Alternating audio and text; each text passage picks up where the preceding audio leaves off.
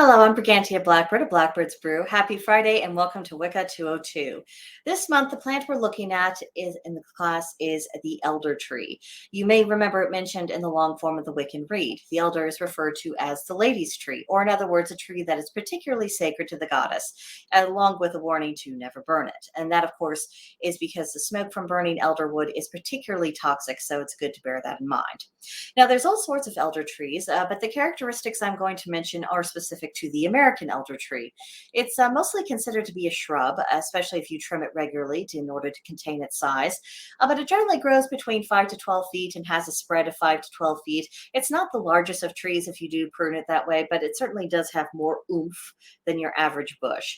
The American elder will thrive in planting zones 4 through 9. It will tolerate soil conditions that are acidic or moist, rich, sandy, silty, well-drained, wet, and even clay soils. And it will even put up with some drought conditions. Elder does best in full sun to partial shade, requiring a minimum of 4 hours of direct sunlight every day.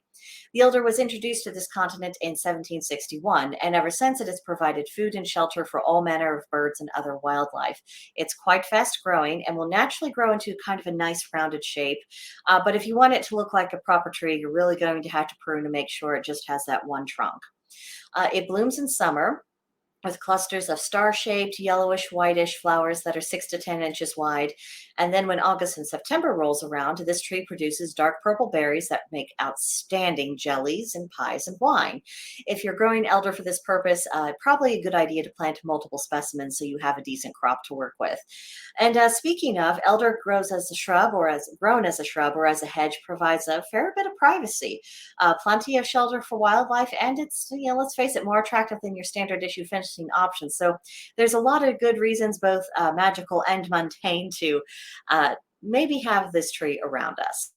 So let's talk about the magical properties now.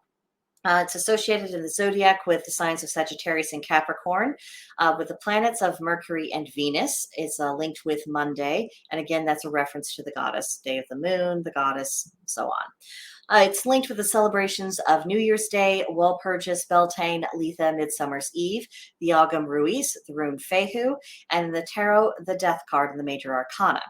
It's tied with the elements of air, fire, water, and earth, associated with the direction of west, and it has receptive energy.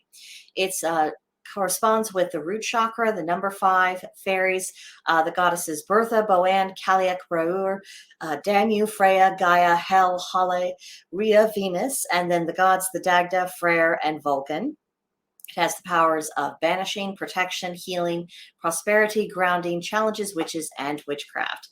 So let's go over a few ideas about how we might make use of elder. We could wear it or hang it over our doorways and windows to ward off evil.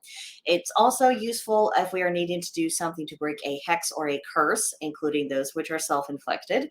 If you grow elder near to your home and then you place its fallen sticks around the house, that will help ward off thieves and allegedly snakes. Worth a shot. Elderwood is also quite suitable for making wands, and there's an old superstition that the spirits of deceased witches inhabit the elder tree, making it a suitable choice for a tree urn or when the time comes for a person to shed the mortal coil. The other tree that I believe has that similar superstition attached to it, I think, is the hazel, but I need to review my notes to be absolutely sure. But there you have it, a few quick facts about the elder. Now for our homework for July 7th through July 13th.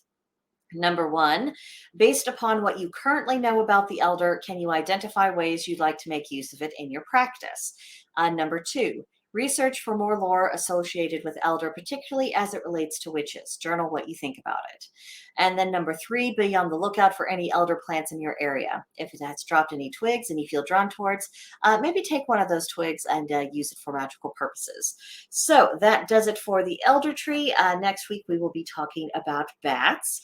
Yes, I know we don't usually think about bats in July, but we're going to talk about bats. So I hope you'll be coming back for that. In the meantime, comments, questions, concerns, complaints, leave them for me in the comments section below or come see me at Blackbird's Brew on Gilded. There's a link in the description box to join us should you so desire, and you would be very welcome. But that will do it for now, and I will see you next time. Bye.